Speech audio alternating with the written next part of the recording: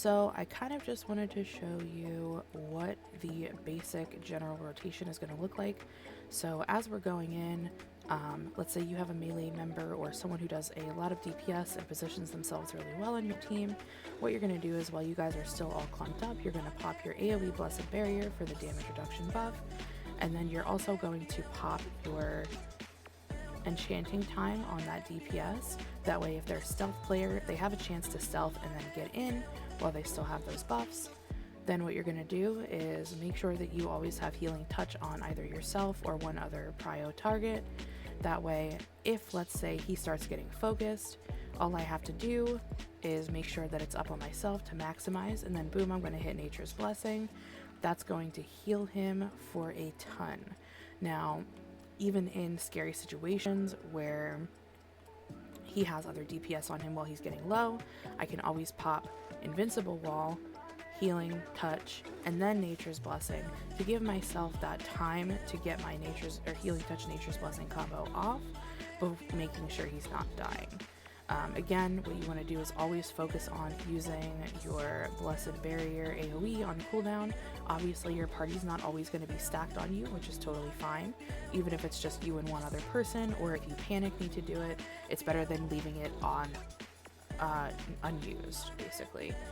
Again, you want to make sure that you're targeting a proper party member, so a stealth user, spear user, or your best player in the party to maximize their DPS and effectiveness.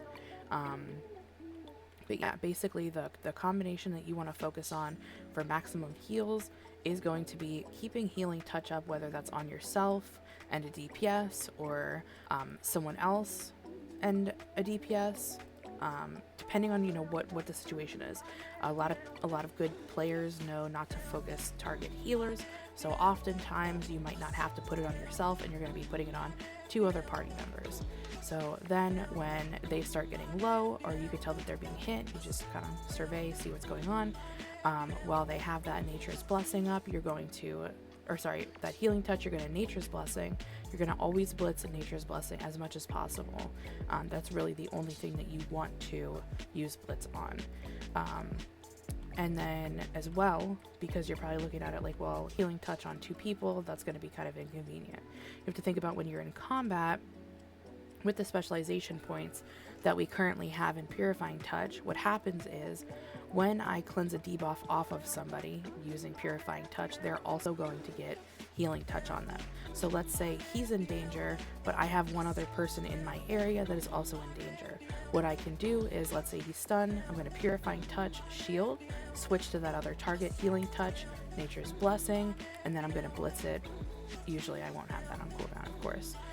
Then I'm going to say, okay, we're all grouped up because we're healing right now. Let's pop our defensive debuff one more time, and then send off our DPS now that we're all maxed out, and we can go from there.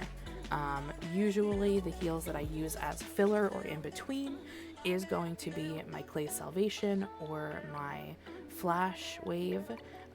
Mostly I try to save my Flash Wave for if, everybody's a little farther away, but they're in generally a straight line. Maybe I'll have a DPS over here, one over here, and then my tank's up here. Boom, I just pop Flash Wave, and they're all getting a pretty nice hot. Make sure that you're not necessarily focusing your tank, because depending on their playstyle, they may either have their own heals, or they're basically just a Devo bot who knows it's time to get in there, pop Devo, interrupt, and then they're going to run back when they need you. In that case, you and yourself, you can say, hey, I'm popping Healing Pool on me, and then continue to focus target, heal your DPS that are only visiting you to get heals, and then leave again. And that's when you're going to pop your defensive buff and your damage buff on whoever you trust, and go from there. Now, one more thing that we are currently testing, but unfortunately we only fought 2 lower end guilds with it. We are doing Corrupted Magic Circle with a different passive. I wouldn't worry insanely about that. Really, all you have to do is, cast it as everybody's going in, get out, and basically, let's say that's the choke. There's a ton of people in there. When somebody dies, you're going to get a buff. But again, let's focus on getting that Healing Touch on 2 people and keeping that Nature's Blessing